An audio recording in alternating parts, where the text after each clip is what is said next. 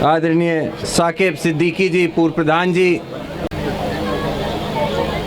मंच पर उपस्थित प्रगतिशील समाजवादी पार्टी के तमाम पदाधिकारी और आज जिनकी वजह से मैं आज आपके बीच यहाँ पर उपस्थित हूँ। और ये बात सच है कि निरंतर कई बार ऐसा हुआ, बल्कि 2 बार मुझे याद है, 2 बार ऐसा हुआ कि एक कार्यक्रम आप लोगों का हो रहा था और मुझे अमित भाई का फ़ोन आया और मैंने उनसे वादा किया कि मैं आपके कार्यक्रम में आऊँगा। लेकिन अचानक जो हम लोगों का क्षेत्र है वहाँ पर कोई दुर्घटना हुई जिसकी वजह से मैं आप लोग के बीच नहीं आ पाया था। लेकिन आज सच बताता हूँ, जब मैं गाड़ी से उतर रहा था, यहीं सामने ही जब उतरा, तो थोड़ी सी बात मैंने अमित को सुना बोलते हुए, अमित जानी को। तो वो कह रहे थे कि मैं पहली बार आज यहाँ पर आ रहा हूँ, तो आप लोग इतना सम्मान करना, इतना स्नेह देना, प्यार देना। तो आपको अमित भाई इतना बता दूँ कि निश्चित ये पहली बार मैं यहाँ पर ज़रूर है कि मैंने कदम रखा है, लेकिन आपकी नज़रों से मैंने इतनी बार इस क्षेत्र को देखा है।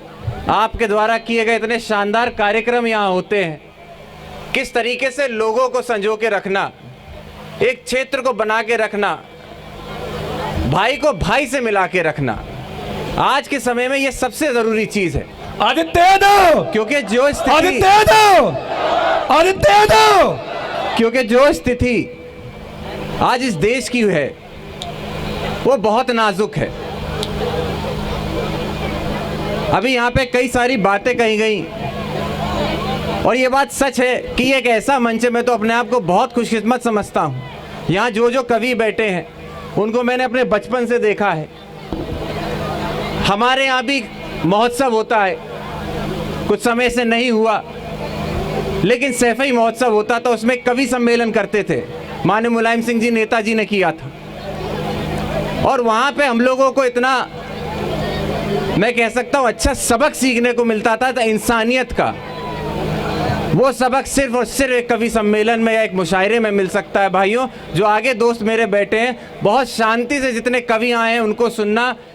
जो बातें ये अपनी कविता में या अपने वीर रस में कहेंगे, वो एक बड़े से बड़ा आदमी अपनी बहुत गंभीर बातों में नहीं कह पाता है, और ये बड़े प्यार से, बड़ी अदब से वो बातें कह जाते हैं। आदित्य दो, किस तरीके से, आदित्य दो, किस तरीके से बड़ी बातें, वो बातें जो एक समाज में नहीं कह सकता कोई, उस बात को कितने अदब से ये कवि आपके बीच कह जाते हैं। और आज जो ये कवि सम्मेलन है, इसके लिए निश्चित ही हमारे राष्ट्रीय अध्यक्ष माननीय शिवपाल सिंह यादव जी को यहाँ आना था। हम लोग अमरोहा से आज हम लोग का सामाजिक परिवर्तन रथ है, उसको लेकर हम लोग निकले हैं, पूरे उत्तर प्रदेश में घूम रहे हैं। लगभग आधा प्रदेश हमने घूम लिया है और उसका उद्देश्य ये है कि जो 2022 का चुनाव है, इसमें सत्ता परिवर्तन होना उत्तर प्रदेश के अंदर बहुत ज़रूरी है।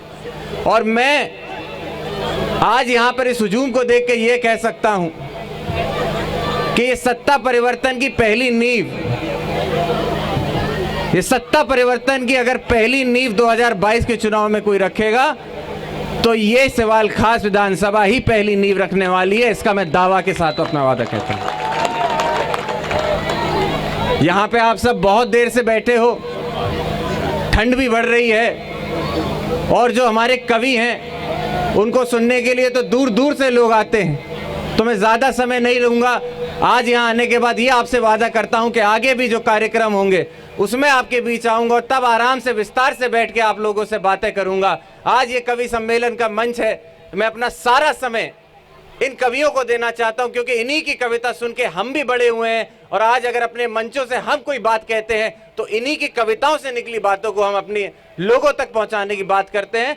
तो एक बार फिर से मैं आप सबका बहुत बहुत धन्यवाद देता हूं, सिर्फ आज के लिए नहीं बल्कि पहले भी जो कार्यक्रम हुए हैं, जिसमें हमारे राष्ट्रीय अध्यक्ष माननीय शिवपाल सिंह जी आते रहे, अमित जानी ने जो कार्यक्रम किए हैं और जो पहल चलाई है, एक विधानसभा जिसको इतना अलग बना के रखा है, सारी विधानसभाओं से अलग, मैं उनको बधाई देता हूं और आए हुए आप सभी लोगों को बधाई देता हूं कि इसी तरीके से अपना प्यार, अपना स्नेह आप अमित जानी के लिए, हमारे नेता के लिए आप बनाए रखना, उनमें विश्वास रखना।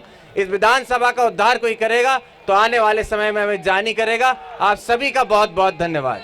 आदित्य यादव, आदित्य यादव, आदित्य यादव। बहुत बहुत धन्यवाद भैया। हम आपका आभार व्यक्त करते हैं कि आपने अपने व्यस्ततम समय में से